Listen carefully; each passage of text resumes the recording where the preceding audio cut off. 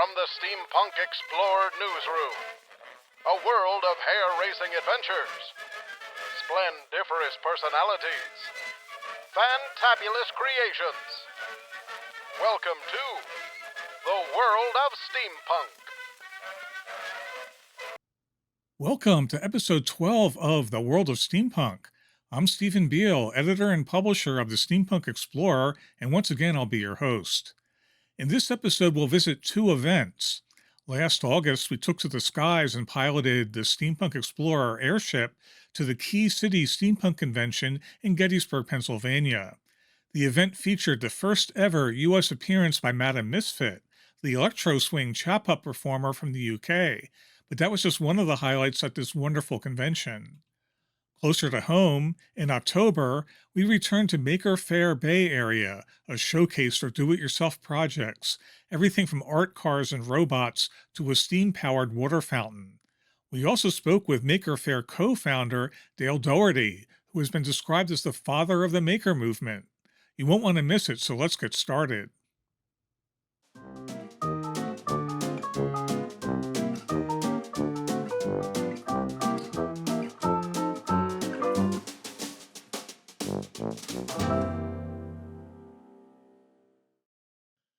The Key City Steampunk Convention is an event held in August in Gettysburg, Pennsylvania.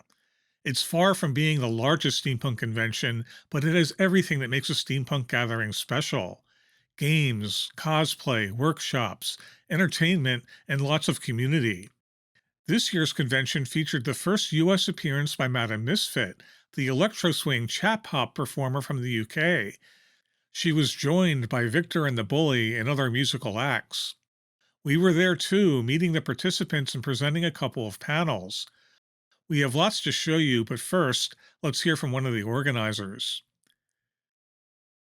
My name is Brian Fadrosh. I'm one of the producers and the owner of Key City Steampunk, along with Sheila Fadrosh.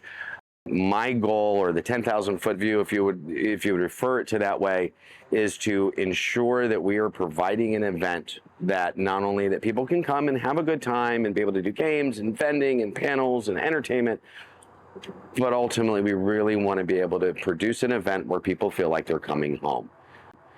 Because for us, first and foremost, it's always about the community, and we want to strengthen that community and grow that community as much as we can.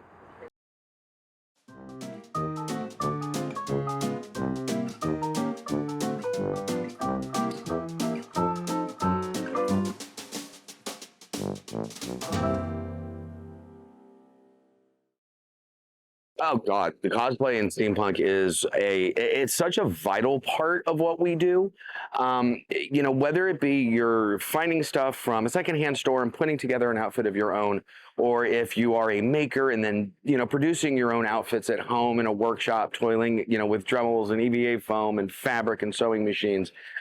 The cosplay portion of it is a great opportunity for people to be able to feel like they can kind of maybe step out of themselves and be able to take on a role that maybe they otherwise wouldn't be able to. But the other thing I really love about the cosplay community that we have here, especially at Key City, is you can walk in the door not as a cosplayer, not in costume, and walk out fully kitted. And that's just simply because everybody, walks in and then all of a sudden is like, I want to be a part of that.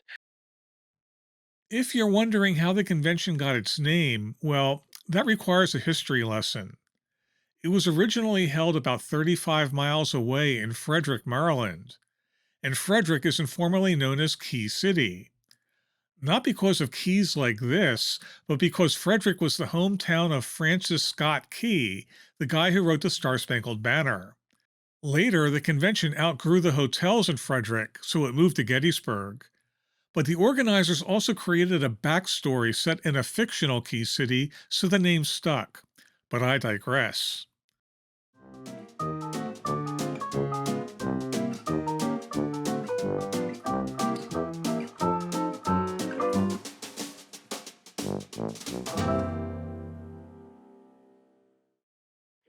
One of the reasons that we really highlight makers and, for at Key City, and it's been that way since the inception, is we try to have, the best makers out there.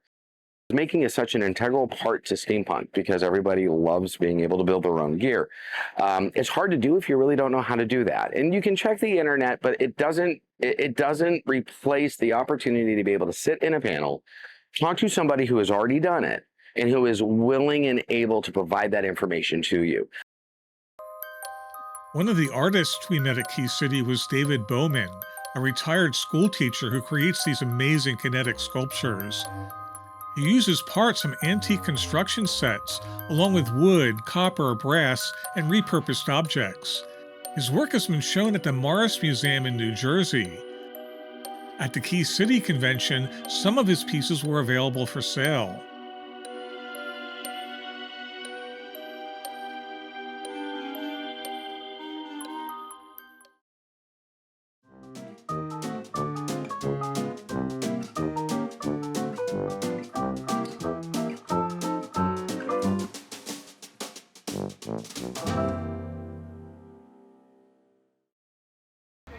Hello, I'm Tobias McCurry with the Key City Steampunk Festival. I am one of several of our phenomenal producers. Well, the other producers are phenomenal. I'm like the dishonorable one, but that's fine. And I wanted to tell you about some of the entertainment we had.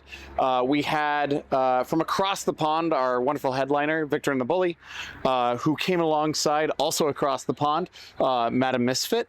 And we also had the Nathaniel Johnstone Band, and Maddie Cordoza joined us this weekend, which was absolutely phenomenal.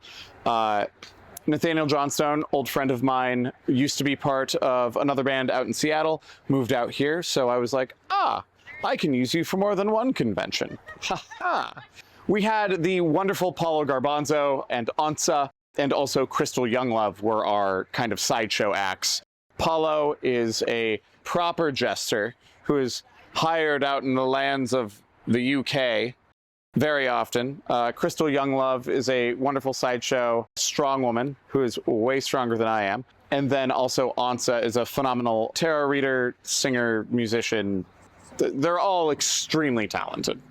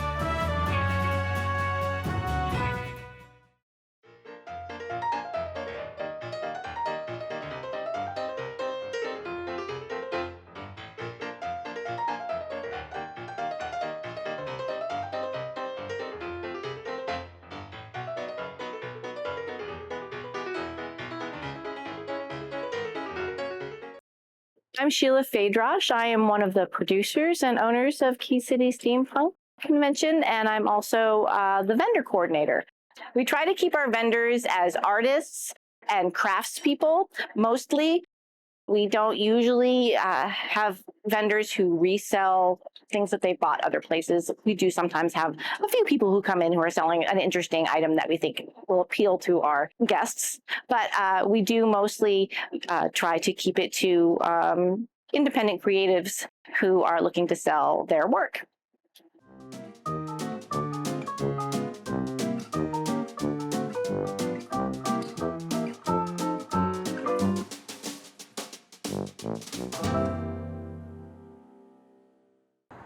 I never expected to be a part of the steampunk community.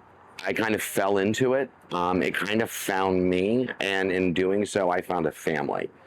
The steampunk community has to be one of the most welcoming, warm, compassionate, inventive, creative, and just most sincere group of people that I have ever had the honor of being able to call family and friends. It is a community of just incredible individuals, and it's just, if you want to be in a fandom, if you want to feel like you're coming home to a family, the steampunk community is definitely that.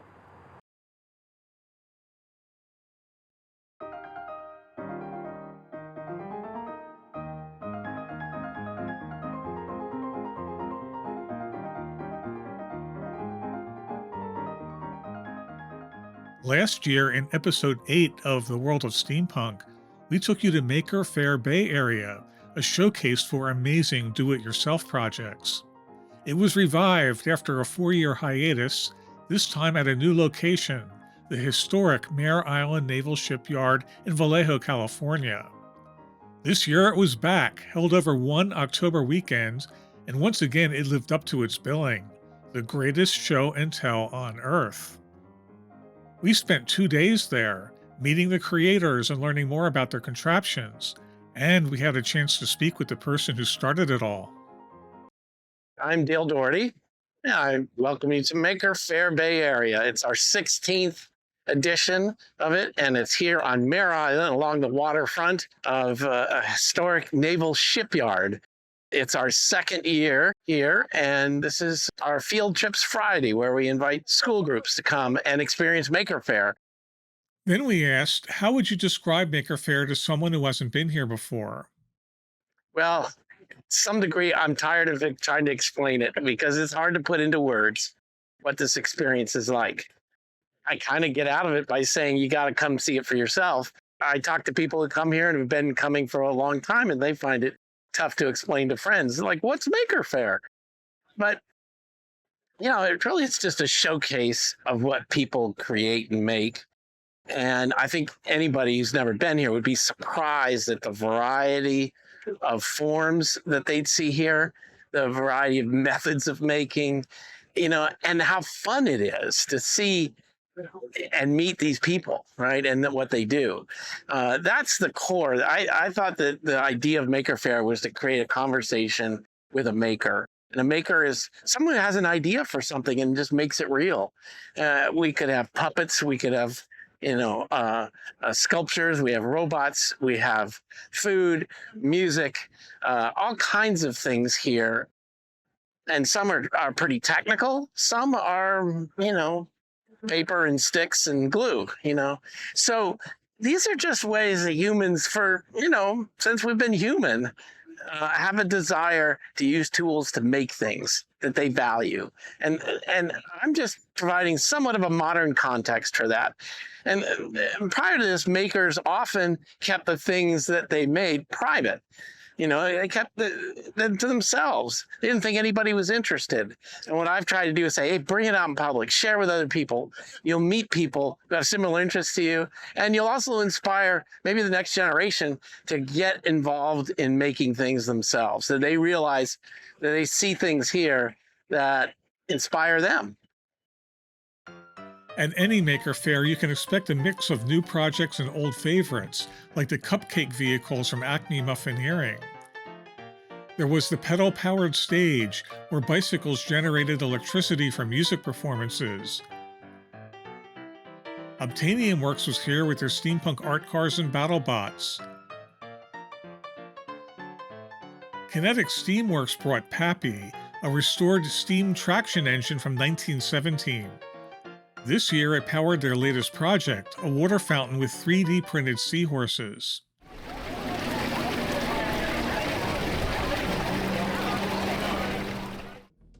This is the Dark Room, an exhibit space dedicated to illuminated projects. One of the highlights here was the Sepia Lux, an animatronic cuttlefish art car.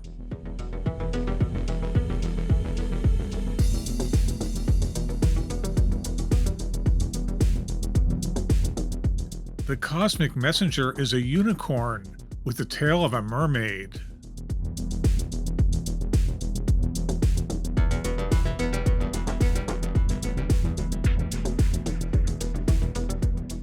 This is the Penrose Tile Wall.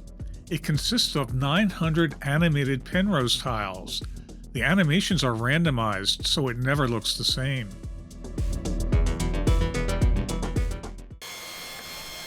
This was a project I hadn't seen before, Justin Gray's fire sculpture robots. He's the guy in back with the radio transmitter. This robot named Libby laid waste to a wooden pallet, and then another robot came along and finished the job.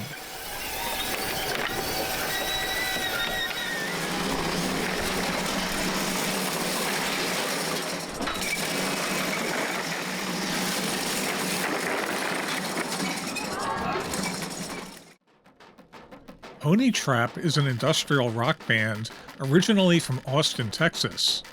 Quentin Thomas Oliver, the band leader, couldn't find a drummer who could play his music, so he built this robot.